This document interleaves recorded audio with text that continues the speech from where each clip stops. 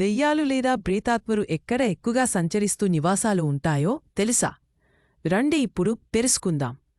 దెయ్యాలు ఎక్కువగా ఎవరు నివాసముండని లేదా ఎవరు డిస్టర్బ్ చెయ్యని ప్రదేశాల్లో ఎక్కువగా ఉంటాయి. ఎక్కువగా పాడుబడిన ఇళ్లల్లో కాని పురాతన కోటల్లో కాని ఉంటాయి. అందుకే ఎవరూ లేని అలాంటి వాటి దగ్గరగా ఒంటరిగా వెళ్ళకూడదు. అలానే పారుబడిన బావుల్లో కూడా ఉంటాయి. అందుకే మన పెద్దలు పారుబడిన బావుల్లోకి తొంగి చూడద్దు అని అంటారు. ఇంకా నిర్జన ప్రదేశాల్లో అంటే అడవిలాంటి ప్రదేశాల్లో కూడా ఉంటాయి.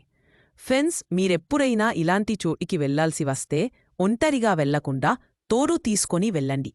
ఇంకా భయం వేస్తే ఆంజనేయ దండకం చదువుకోండి. దెయ్యమంటే ఒక నెగటివ్ శక్తి. దేవుడు ఉన్నాడని మన ఎలా నమ్ముతామో దెయ్యమున్నదని కూడా ఖచ్చితంగా నమ్మి తీరాలి. సైన్స్ యుగంలో కరెంటులో ఎలా అయితే పాజిటివ్ మరియు నెగటివ్ ఎనర్జీస్ ఉంటాయని నమ్ముతారో అలానే ఈ ప్రకృతిలో అలాంటి శక్తులని దేవుడు మరియు దెయ్యం అని నమ్మి తీరాలి.